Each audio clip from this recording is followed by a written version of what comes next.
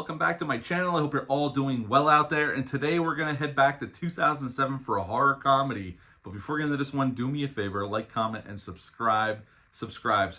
I greatly would appreciate that. Also, as always, a shameless plug for my TeePublic store. I'll link for that in the description box below. And yes, we're going back to July 13th of 2007 for Brutal Massacre, a comedy. This came out July 13th of 2007. It's rated R. It's an hour and 34 minutes long. Had a budget of $400,000. This was written and directed by Steve Mena. This is the film he did after Malevolence, and a lot of the stories from the production of that film he put into this film. And we're going to get into the cast right now. We have David Naughton as Harry Penderecki. He is his horror director. Brian O'Halloran plays Jason. He does a lot of different stuff. He finds locations. He helps manage the production for Harry. He does a very important role on the production. Gunnar Hansen plays Crenshaw. He's this kind of crazy Vietnam vet that lives next door to this location they want to use that he says he owns. We'll get into that. We got Ellen Sandweiss from Evil Dead fame playing Natalie. She's the production manager. Ken Foray plays Carl. He's the lighting technician. Mick Garris makes an appearance in this film as well. As a matter of fact, we see him right in the beginning of this movie.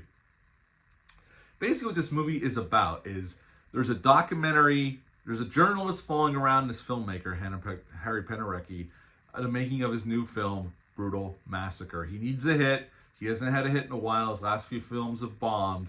So they are following him around from day to day, starting off at a Fangoria horror convention in the beginning, him securing money to go make the movie, him casting it right up to through the whole shoot.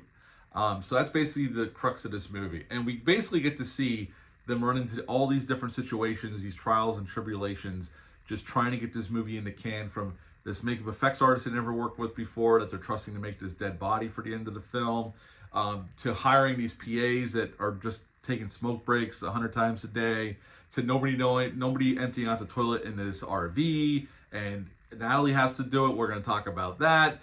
And just to all, like, having this location that the guy signed off on, they can use it and do whatever they want to it, only to find out later the guy lost the house to the bank, and he had no permission to let them film there, and they end up getting arrested. Harry ends up getting arrested because they're trespassing and they did damage to the house. All kinds of stuff. And pretty much at the end of the film, Harry succeeds in making the movie and gets released, and it's actually a big hit, even though it has no ending, which is kind of seen as like kind of punk rock and like revolutionary at the end of the film. And that's pretty much the end of Brutal Massacre. That's pretty much this movie. This movie, I never knew about this movie till 2 years ago at Carolina Fear Fest. David Naughton was there, and he had a panel with him, and he brought up this movie. He brought it up. He said, I really wish this movie would find more of an audience. I'm really proud of the movie. So I went home immediately. It was streaming on Tubi at the time, which I think it still is if you want to check it out. And I watched it, and I fell in love with it. And I bought this Blu-ray as well. And you can get this Blu-ray on Amazon if you like this movie or are interested, if you ever watch it and like it. Or Steve Mena has his own website where he sells these directly to the fans or customers. So you can go to his website, just stevemena.com, check it out on Google as well. The cast is great here. I think everybody's great here. I think David Naughton's awesome as Harry Penderecki. Just a funny performance. I mean, you just see his frustrations, shit's going wrong on a daily basis. His cinematographer, he misreads the signal and thinks that he got the shot, only to find out later in dailies that he didn't get the shot. It's out of focus. And him and his cinematographer gets in a goddamn big argument. People dying on set. Ken Foray's character gets killed by accident on set with somebody throwing a knife. He thinks he's out of the way, and he ends up getting hit by it and dying.